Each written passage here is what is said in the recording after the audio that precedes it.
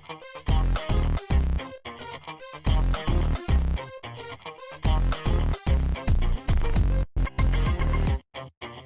my name is Robert Mazzarolo. I'm a newly elected councillor for the city of Coquitlam. I'm here today at the 2023 Science Expo, where there's lots of young, brilliant minds showing off their science projects and what they've learned through the scientific method, scientific process.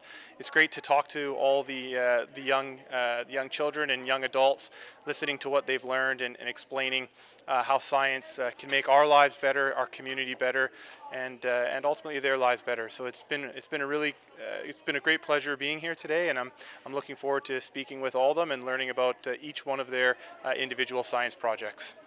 So my name is Ariel, and I'm from Port Moody Secondary School, and I'm here today at the Library Expo Science Fair, and my project is about blooming squares, and it basically uses capillary action. So right here I have some paper, right?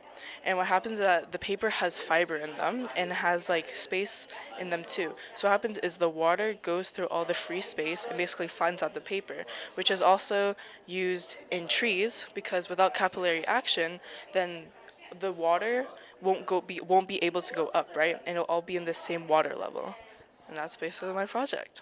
I'm Daniel Zhang, and my project was the use of artificial intelligence for wine companies to streamline their production process. So I made a neural network that can predict the quality rating of a wine based off some objective properties such as density, acidity, and alcohol content. And my motivation for going into this project was to find out if wine tasting was a real science, because I've seen some videos on YouTube where they fool these wine experts by handing them two glasses of the same wine, just one with food coloring and one without.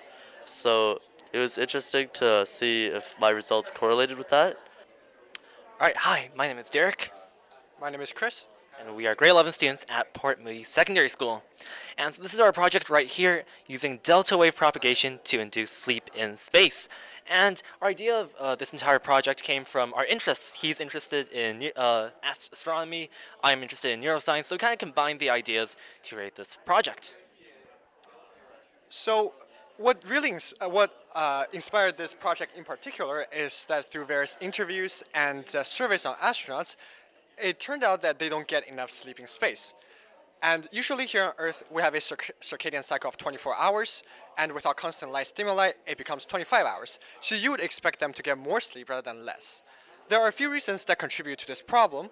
One of the main ones include constant noise exposure from the machinery, as well as the constant light exposure from the sunrises they experience on fast-moving space shuttles.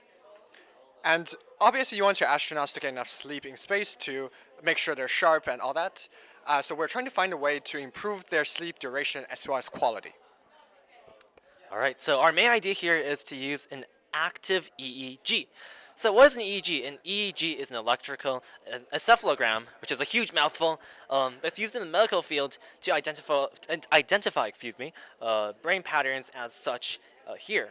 And the reason why it works is because your brain uses your neurons to communicate through electrical signaling. And those electrical signals form wave patterns. So there's gamma, beta, alpha, theta, and delta waves. And delta waves are essential for sleep cycles, especially in the deepest part of your sleep, stage 4. As well, through many rigorous tests and procedures, scientists have identified a rough overall idea of an 8-hour cycle and mathematical modeling for how much of each wave is present in each hour of the 8-hour sleep cycle. So our idea is to attach electrical probes to the ends of these EEGs and to induce these electrical signals into the brain to kind of force you to be in that state of sleep. It's very precise, very mathematical, and of course can be improved in the future, but it kind of guarantees that you're in that state of forced sleep. Yeah. Along with the EEG, we're also going to equip the astronauts with a more advanced sleeping bag. The ones they're currently using on the International Space Station, right here, it's very ordinary. So we're trying to find a way to improve that. Now, one of the other reasons you don't get enough sleeping space is because your muscle don't get as much pressure as they do on Earth because of the lack of gravity. So we're thinking that we can artificially increase that tension in your muscle through a pump that looks like this and a sleeping bag that roughly resembles this shape. The gas inside the sleeping bag we're using is SF6, which is non-toxic, highly stable, and way denser than air. That means it's going to produce enough pressure. So we'll use a mathematical model to monitor the amount of gas you extract and pump back into the sleeping bag to ensure there's constant pressure throughout the sleeping bag and throughout your entire sleep. Essentially, what we're doing is we are making your muscle feel more tired, so your body will take longer to repair, i.e., you will get more sleep. Yeah, and so if our techniques work, or work to a slight degree, it could improve the mission efficiency on planets, on how efficient they can discover new things, and perhaps lead to even more technological and scientific advancements. So this is our project using delta wave propagation to induce sleep in space. Thank you. Hi, I'm Erica. I'm in grade 11 and I go to an online school called Self Design. And my project is about simplifying food webs and making them more accommodating to more people. I am neurodivergent and I learn differently, I think differently, I interact with the world differently than other people. Um, and scientific diagrams like this food web don't tell me anything. All they are just incredibly confusing, and I get overwhelmed by all the texture, the color, the words, the lines. It's too much. Um, so I decided to take the food web diagram and change it, customize it to become more accommodating, to let people see it in a different light. Um, and that's what this project is about. I list what I changed, why I changed it, and how it affects the way it looks. Um, and I tried with the appearance, I tried my hardest to be as accommodating, as simple and easy to understand as I could, because like information, it shouldn't be restricted. You shouldn't have to know everything to understand what they're trying to tell you. Hi, I'm Jay Peters at Coquitlam Public Library, and I'm at the Science Expo today, and I'm sitting here with Ezekiel. Hello, my name is Ezekiel. I'm homeschooled. I'm in ninth grade. Can you tell us about your experiment? Yeah, I made a hoverboard inspired by Back to the Future Part 2. Um, just playing around with those magnetic trains that, they stick together and you pull them around. I put them together the wrong way and I noticed that they didn't touch.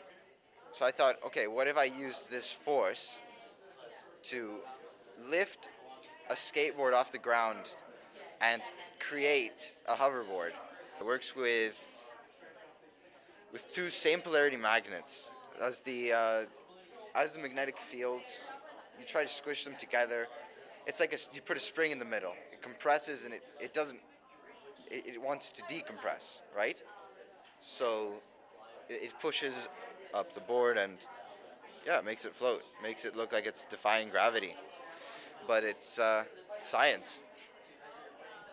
Do you think that you would make a larger one? Maybe one day. Yeah. If I have the time, the money, maybe some help to put things together. Yeah, one day. Okay, well, thanks for telling us about your experiment. As technology advances, I think we could put this on cars and it could lower pollution a ton. Could, well, it would run cleanly, it would run efficiently. It could go a lot faster. One issue we'd run into, though, is having to put magnets on all the streets. But if we slowly put that in and created the infrastructure, like as the roads need to be replaced, you put magnets underneath. I think it could work. When I was in Shanghai, I took a maglev railroad from out to the airport. So it was using a similar principle, and you went along at like 400 kilometers an hour. What did it feel like? It felt like you were going very fast, especially when you looked out the window, but it was very smooth, but it was very cool. So if you're going to go further in this, I recommend trying to visit a maglev rail. Sounds fun. I heard that they've gone up to 564 kilometers per hour, so crazy speeds. Um, I'm really curious as to how that would feel.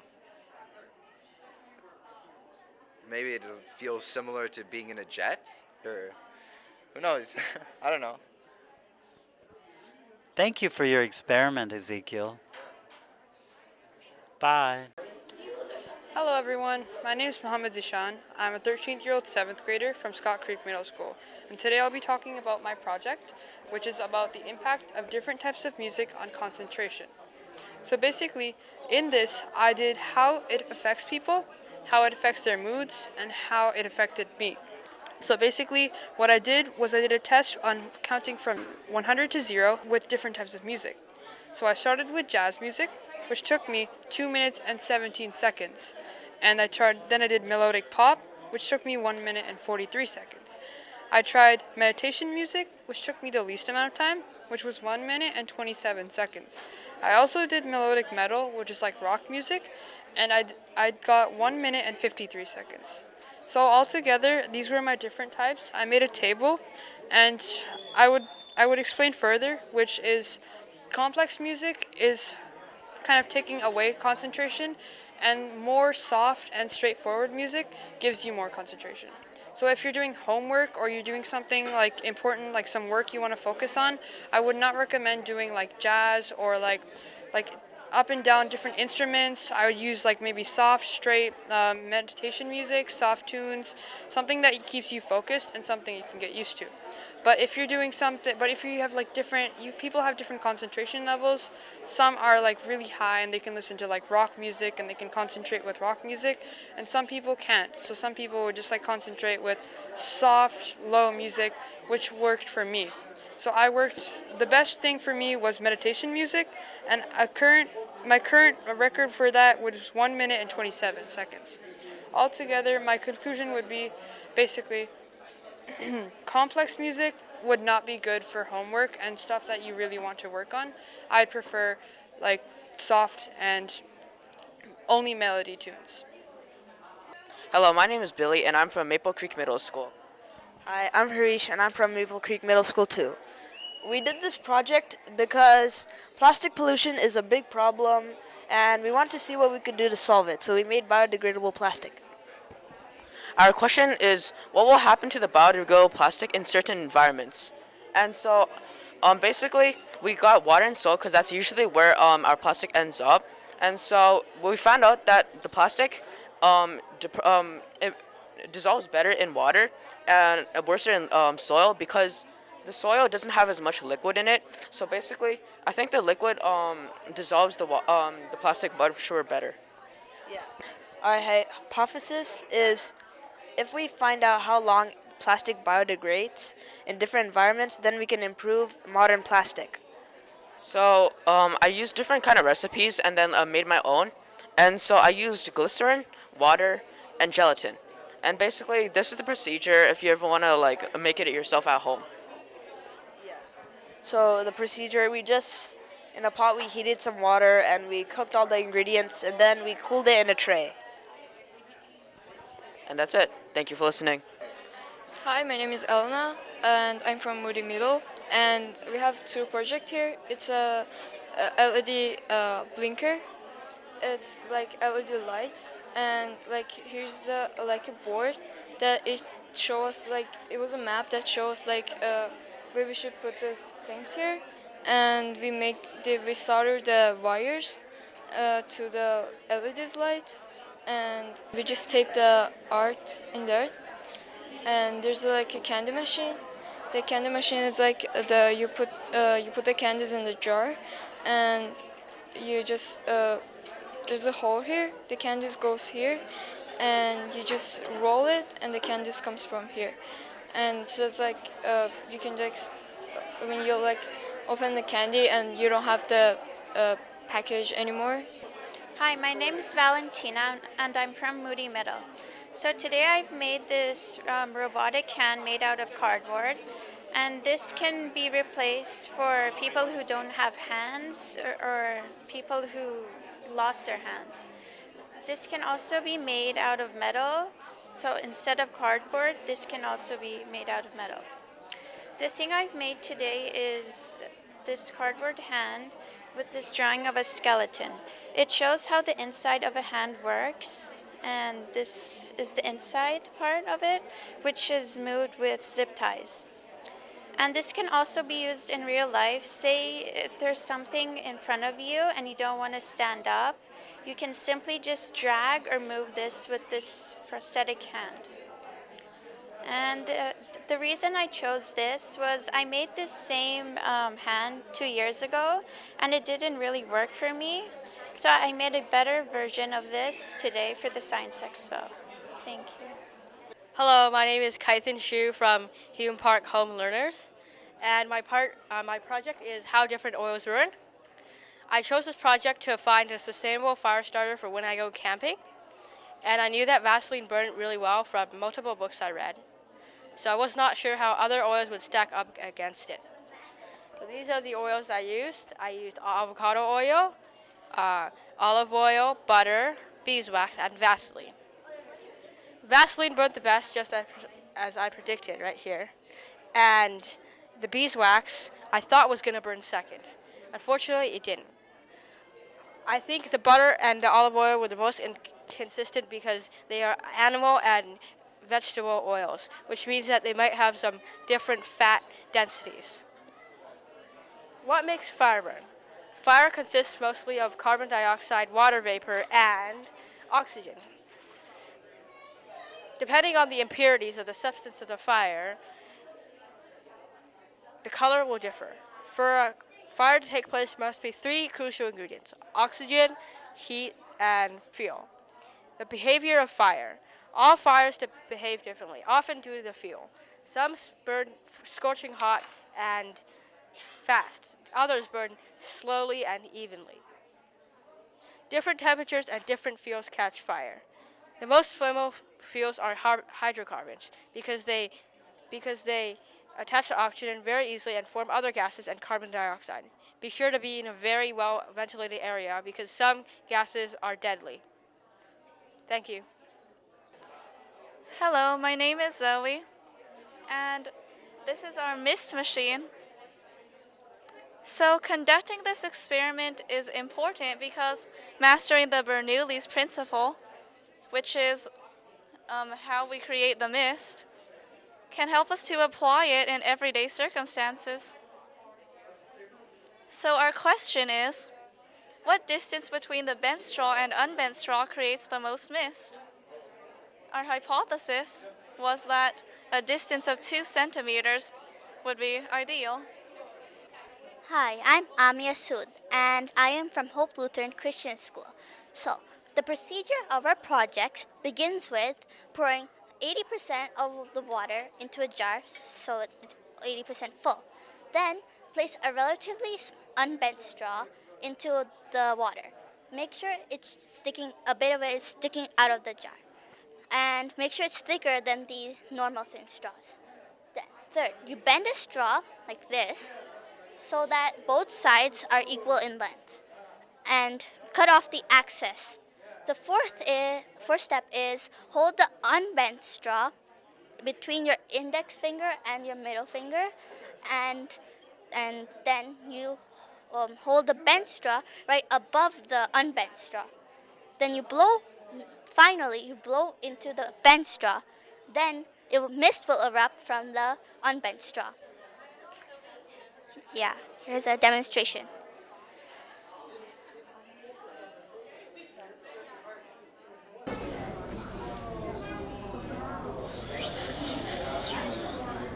So this is happening because of the Bernoulli's principle. The Bernoulli's principle states that an increase in speed creates a decrease in pressure. So when we are blowing air from this bent straw, it's creating a decrease of pressure around it. which is creating a vacuum in the straw, forcing the water to come up and meet with the high-speed air current. When they meet, they create mist. So, So, we found out that our prediction was incorrect. We found that having a minimal gap between the two straws created the mist most easily. When we tried a distance of 1 centimeter, barely any mist came out, while 2 centimeters produced none at all. The closer the two straws are, the more mist is created. Hello, my name is Veda, and today I'm going to talk about ocean acidification. So, why I'm doing this project is because a lot of CO2 emissions are coming on this earth, and it's also kind of related to global warming. And also, what can this do to benefit? Well, what this does is it's going to tell everybody to stop ocean acidification somehow to save the marine species. Okay, so now these are all of the questions I had. So now let's go straight to the hypotheses. So I think that the CO2 will diffuse into water and make it more acidic. I think that the vinegar will crack or destroy the shell because it has a low pH value. I think that the 50% ocean water and the 50% vinegar will damage the shell the most because there is more acidity than the 75% ocean water and the 25% vinegar. As you see, my materials and the procedure for both projects I am doing. So let's jump in the first project. So this one's going to tell you about how carbon dioxide diffuses into water. So we had a control and an experiment. So both of them were purple. You know why? Because we had a cup with water, we added water, and we needed an acid indicator. So we used red cabbage powder. And then for the control, we just left it like that. But for the experiment, we did the same thing and taped a paper cup above and put some vinegar and baking soda to represent the carbon dioxide. So then we waited and change immediately started happening. In just 10 minutes, the color became a bit pinkish and the pH value dropped all the way to 6.8. So this next project is going to tell you about the effects of CO2 in water on marine life. So we separated those into two categories, shells and coral. And we separated those into two more categories, indoor and outdoor. We separated those into three more categories. We separated them into 50 ml ocean water, 50 ml vinegar, 75 ml ocean water, 25 ml vinegar, and 100 ml ocean water. So we did the experiment day by day. The changes started, booming. They were like very good change. They're very bad for the ocean if this happened. So the 50-50 inside shell, it showed big change. Like in less than 24 hours, it became invisible. And the 75-25 indoor shell, what happened is it disintegrated. It had like tiny, tiny bits of the shell on the side, but it eventually vanished. So now I'm going to tell you about the variables and the external factors, the things that we couldn't fix. We had the outdoor temperature and the size of the corals in the shells. We couldn't control the size of the corals in the shells. Some of them were like big, but they were around the same way. Bugs and dust going in to the outdoor samples. Well, actually today morning when I was going to pick it up, I saw a slug going into one of the outdoor samples. And we used homemade 3.5% salt water. So maybe if we use real ocean water, the results might be different. And the salt we use is the cooking salt. It contains minimal amounts of minerals like potassium iodide. And then we got real shells in the coral by snorkeling the waters of Napili Bay in Maui, Hawaii. So maybe if we got it in White Rock, the results might be different. My hypothesis was right. So now the key takeaways. Dissolved CO2 diffuses in the water and makes it acidic and it kills marine life. What can we do to stop ocean acidification? We can stop burning fossil fuels as it increases CO2 levels in the atmosphere. We can stop oil drilling as it releases sulfates from the ground below. We can act immediately on climate change. Thank you for listening to my project. Hope you learned a lot about ocean acidification. My name is Gabriel. I'm from Mountain View Elementary, and our project is about how to make crystals and which way is the best way to make crystals. the way our project works is we used hot water to melt the Epsom salt and then turning it into particles. And then when the particles refreeze on the string. And we figured out where we got our project from. It said to use Epsom salt, but we thought, why not use a different type of salt? And we realized that Epsom salt was the best salt because it's more thick and it's able to stick better onto the string than table salt because table salt is thinner and it doesn't stick as better and doesn't make as much crystals. So, in conclusion, so the way it works in real life is that in caves, mineral water drops on stone, little by little, creating crystals, and the crystal usually grows about 1 centimeter every year. And that has how to make your own crystals. Thank you. Hello, my name is Sebastian and I go to Irvine. Hello, my name is Kazra and I also go to Irvine. Today we are going to try to explain to you how to prevent wildfires or slow them down. Did you know BC has the most wildfires in Canada? A 10-year average is 1,352 wildfires per year.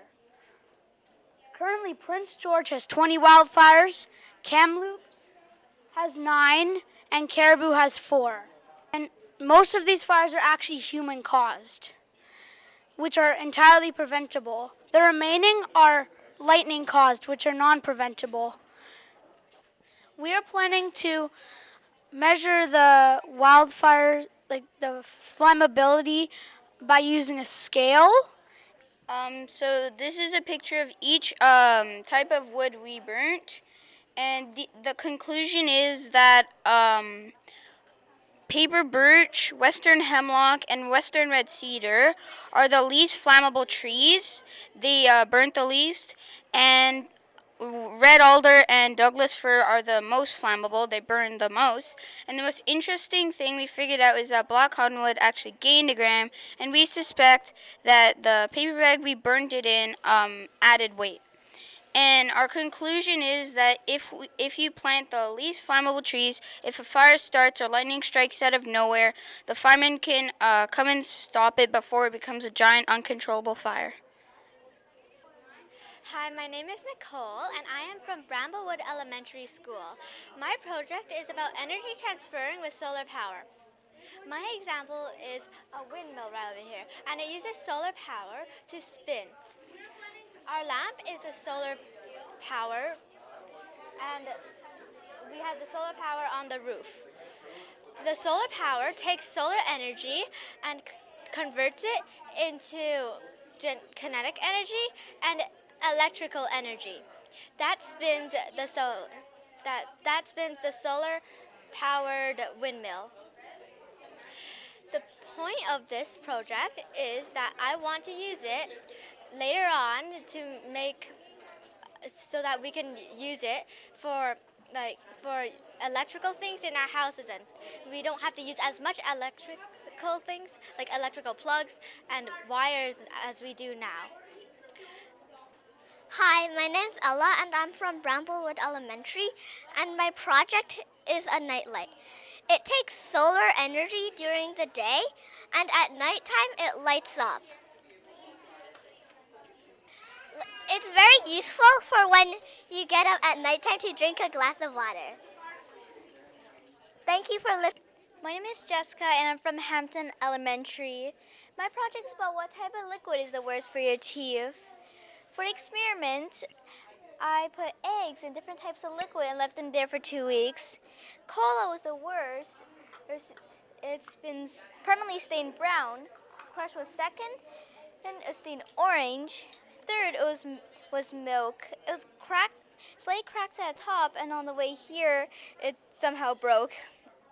And for bubbly, nothing really happened to a bubbly, and for the water too.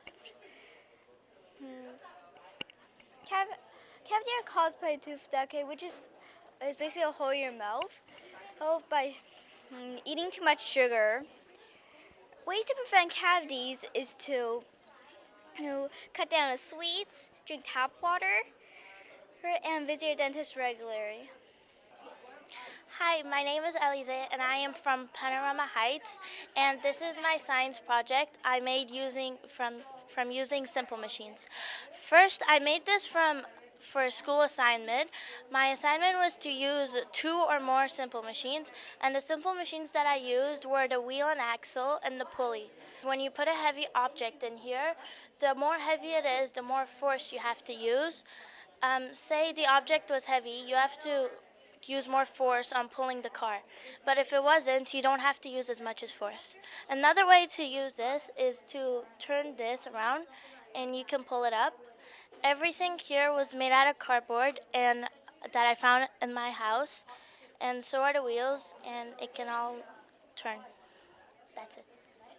Hello, my name is Erwin, and I go to Hume Park, which is the Home Learners Program, and my project is about heat transfer.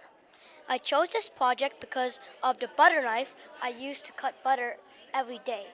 Before using it, I hold the butter knife in my palms for a good 20 to 30 seconds to warm up the knife.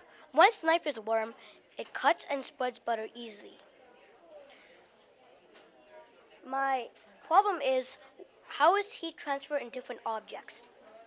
My materials I will need in this experiment is plastic, bamboo, metal, and ceramic. First thing I would do is I would pour the hot boiling water into each cup, and I would take my digital thermometer and take the temperature of each one. My background research is that heat transfer equals conduction is the process by which heat is transferred from the hotter end to the colder end of the object. Heat is transferred with metal. It's better with metal. My hypothesis is that the metal will heat up faster than the other spoons. As you can see in this experimental table, I stored all the spoons in the same room temperature, which is 16.8 Celsius. At the first attempt, the metal spoon went up just a little bit, and the plastic was just the same basically, and the bamboo went up just a smidge. For the ceramic, it went up crucially a lot. In the second attempt, the metal went up a little bit more. And the plastic went up a little bit too. For the bamboo, it basically still stayed the same. The ceramic jumped up to 29.3 Celsius, which was a big difference. On the third attempt, the metal went up to 25.6 Celsius. The plastic was still basically the same, and the bamboo stayed the same too. For the ceramic, it dropped 1 Celsius, and the metal on the fourth attempt dropped a little bit too. The plastic kept on going up. The bamboo kept on going up too. And the ceramic dropped. As you can see, I started with the hot boiling water, which is 100 Celsius. Ceramic was the winner. By the end of 12 minutes, the water temperature went down to 48 Celsius. So I could tell that the metal dissipated heat quickly, and the plastic and bamboo were poor heat conductors. So the winner of this is ceramic. So what I learned is that if I was ever to drink hot soup, I would drink it with bamboo because I won't burn my tongue. I learned that heat always transfers from the hotter end to the colder end of an object until it runs out. I found out the ceramic heat faster holds temperature longer. Theoretically, the metal is supposed to be to heat up faster because metals are better heat conductors. In my experiment, metal also dissipated heat quickly. As you can see right here, the heat goes in and it transfers to its neighbors, and then the neighbors transfer to its neighbors until it runs out of energy. My name is Chris. I am a librarian here at Coquitlam Public Library. I helped to organize the event today along with my colleague Shirley. And we had the support of lots and lots of people in running this event. So I wanted to do some initial acknowledgements first, then we have some very important people who are close by who we will introduce. First of all, I want to extend my admiration and thanks to all the participants in the Science Expo this year. So that's all the students who got involved. So,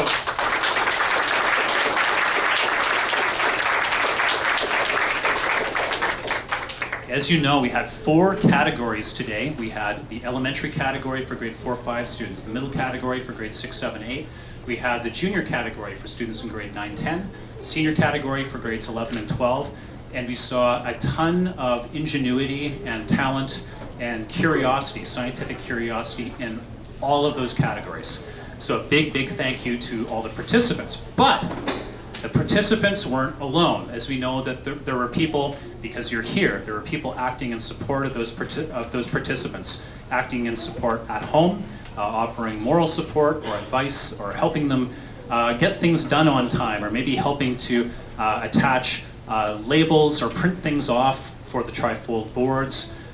There's all sorts of work done in support, and lots of that was done by the families of the participants. So families who are here will get the participants this time to clap for your families who helped you to prepare.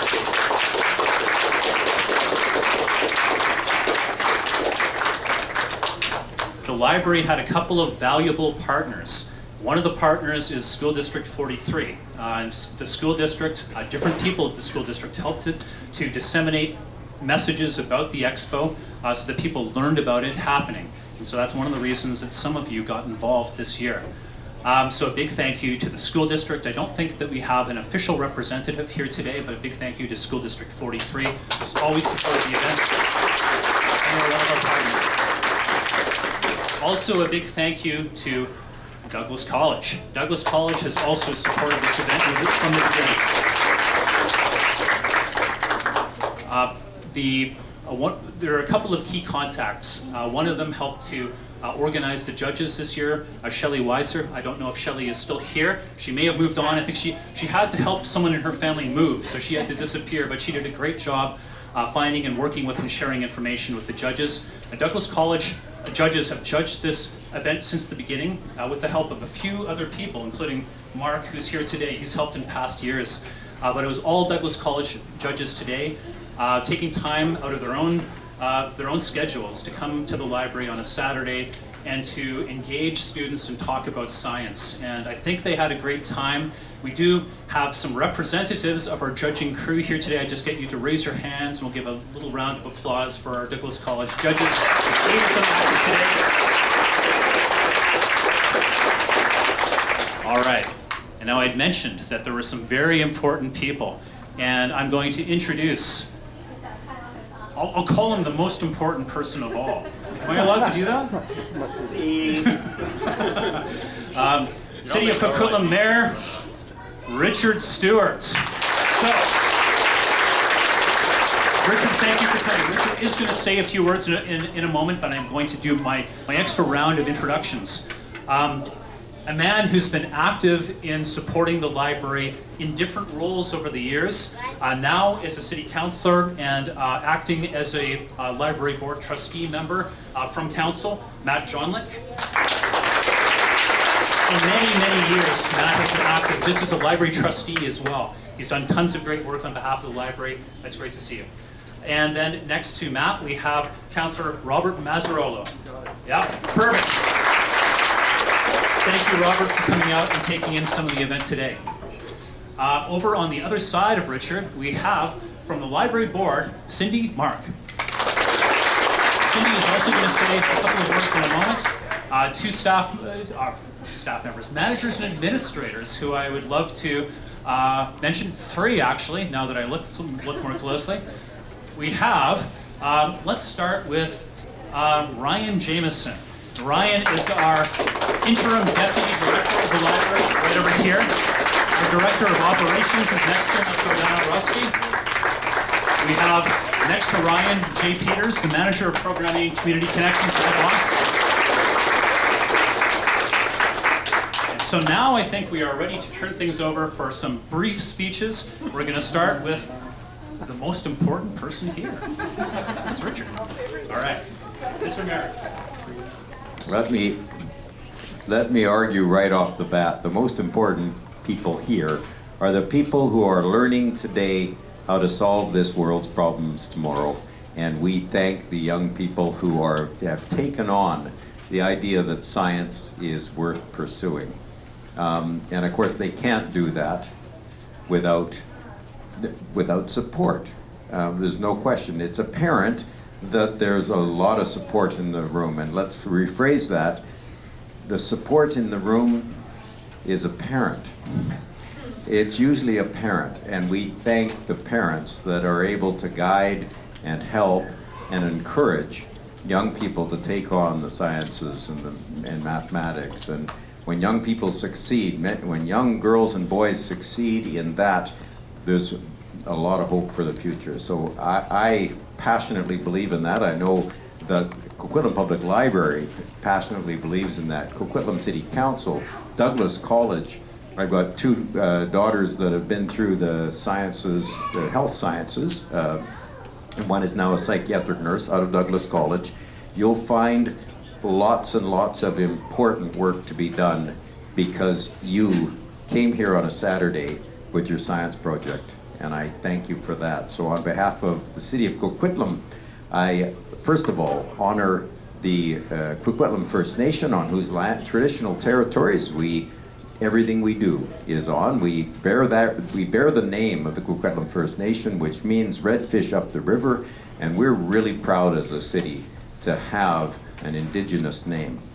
But so today is about science.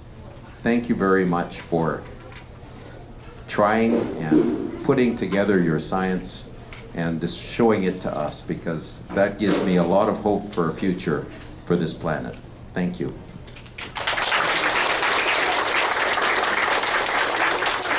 And Cindy Mark.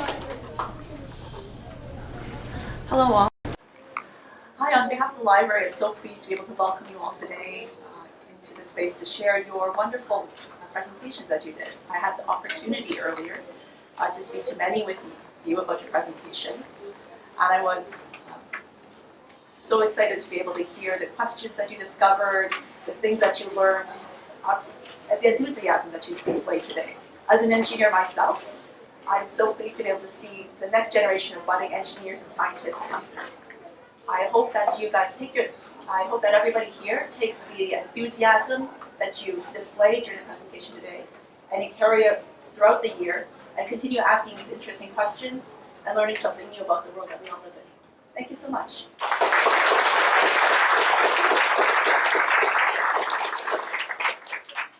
I almost cut off our manager, Jay Peters. Hello, everybody. What I would like to say, I have two things to say. One is thank you to Coquitlam Public Library staff for putting this all together so well.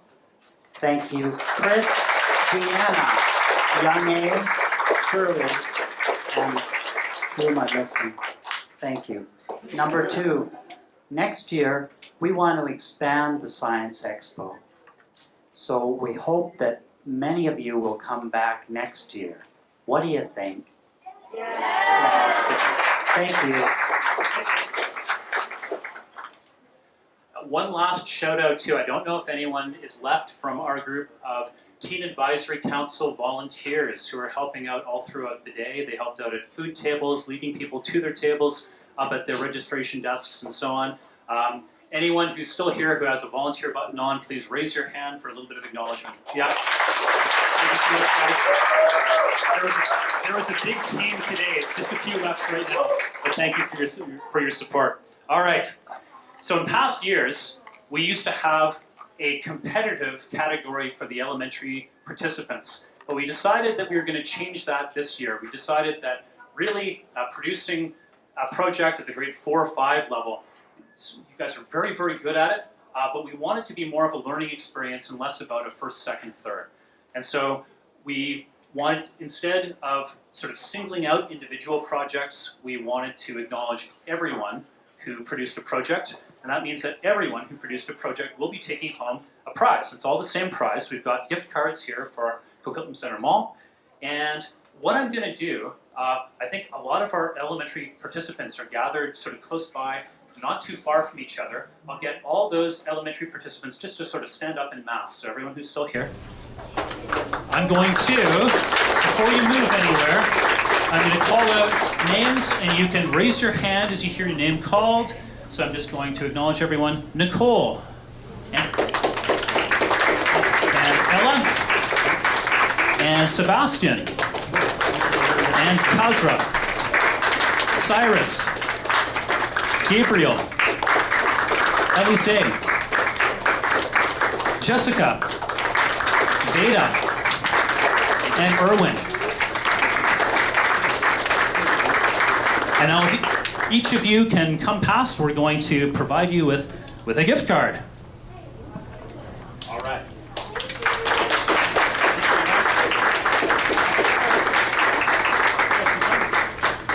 There we go. Do we want to get a shot with all the elementary participants together? Let's do that. Okay,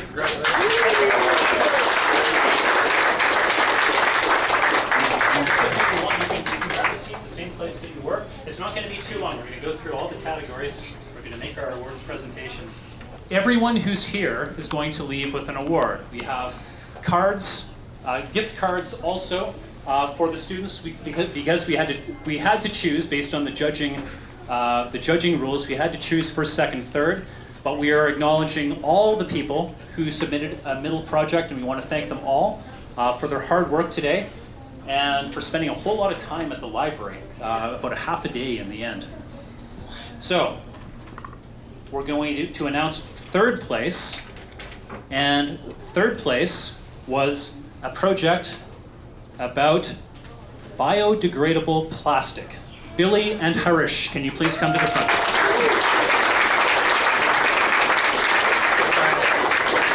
Nice job. Boom, boom. And Robert is going to fist bump you, and then he is going to present you with medals right there. These two here. That's them. Yeah. Once you put it on you? Yeah. Sure. There you go. Congratulations. Thank you.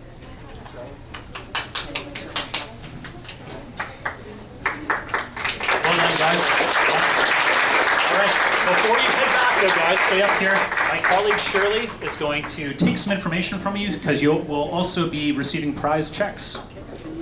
All right. That sounds really good.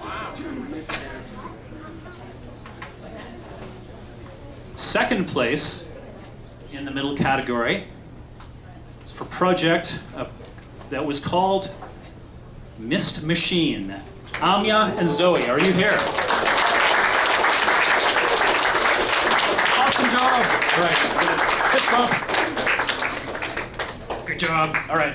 And Matt is going to present your prizes.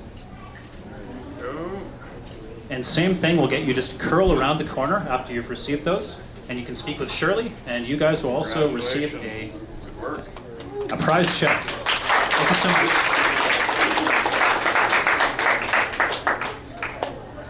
All right, I am going to announce the first place prize now. A reminder to those middle participants, if you don't hear your name called, that's okay. We're going to call you up in just a second because you're all going to receive a prize. We have gift cards here for the other participants too. So, in first place with a project about burning oils, we have Coquitlam.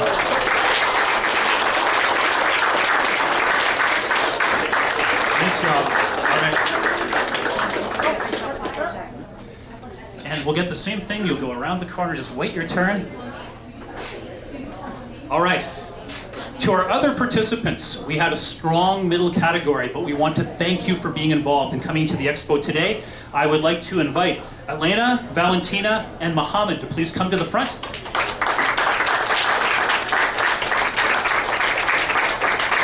And we have a gift card for each of you. Thank you so much for participating this year, and we hope that you guys can be involved again next year. We'd love to see you back to compete again. Yep. All right. Now the question is, do we want to bring everyone together for a photo, just like we did for elementary? Yes. Yeah. Yes. Okay. All right. Awesome. Thank you, everyone. Thank you for the middle category.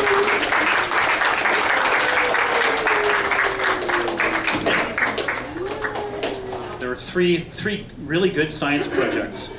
The placement, based on the work of our judges, was that for third place was the project about hoverboards by Ezekiel. Ezekiel?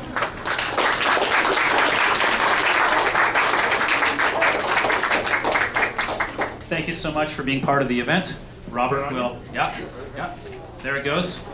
And you can curl around the corner and you're going to see Shirley and you're going to add your name to the details for the junior projects. In second place in junior, with a project entitled Blooming Squares, we have Ariel. Is Ariel here? Good job, Ariel.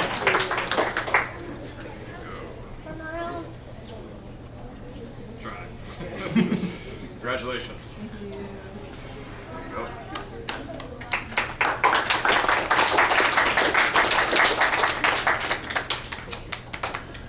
And in first place in the junior category, with a project called Neural Sommelier about wine and AI, Daniel.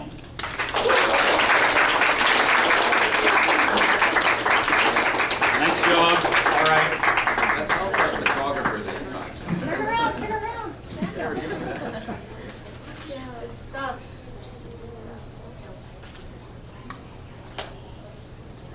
All right. And just around the corner, Daniel, we're going to get your information out of you. Congratulations. Congratulations, everyone. I realized that I've been remiss. I had a sheet of paper where I had a list of thank yous, and so it got left behind somewhere. I don't know, it's possible it's in a pocket or something like that. But there is an organization that I neglected to mention before. That is the Society for Canadian Women in Science and Technology, who did a wonderful job here today. At the tables in the center of the room. They had engaging crafts and activities, and I saw lots of people having a great time at their tables. We want to thank them very much for their participation in the Science Expo this year.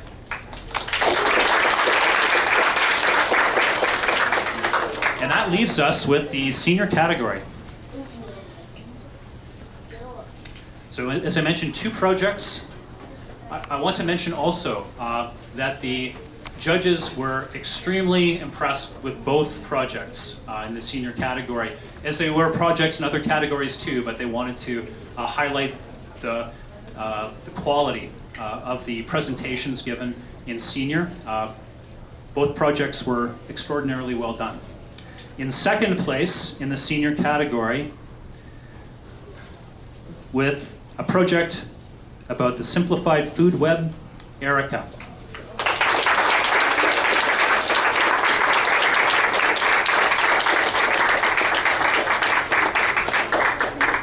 Congratulations. And Erica will steer you just around the corner over here. Eric is our second place in senior. Yeah. And that leaves us with an announcement, which may be now for the other group. They know that they're in first place. Congratulations again for an extraordinarily well done project about astronauts and sleep.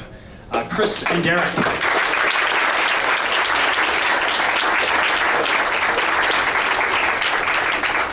Good job, guys.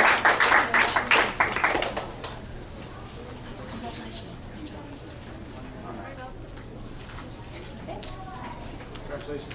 Congratulations. One last announcement to make. With first place senior, we also had a special prize, and this was something that kind of arose late in the game. but it's through a group called the Fountainhead Network. And they have a $1,200 value professional podcast feature. So they want to invite you guys in for a super professionally done podcast, a chance for you guys to talk about your project. So, this is your voucher as well.